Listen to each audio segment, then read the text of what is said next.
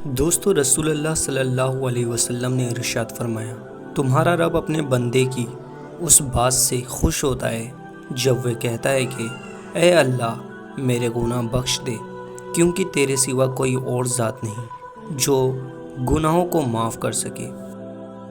جب رات کے آخری پہر اللہ تمہیں خود چنتا ہے تہجد پڑھنے کے لیے، تو پھر سوچو وہ تمہیں خالی ہاتھ کیسے لوٹائے گا۔ اس لیے جب بھی رات کے آخر پہر آنکھ کھلے تو اسے بے وجہ مت سمجھ لینا، اس کا مطلب اللہ تم سے تہجد میں ملاقات کرنا چاہتا ہے۔ ہم سفر خوبصورت نہ بھی ہو، قدر کرنے والا ہونا چاہیے، کیونکہ گھر پیسے اور طاقت سے نہیں، محبت اور اتفاق سے بنتے ہیں۔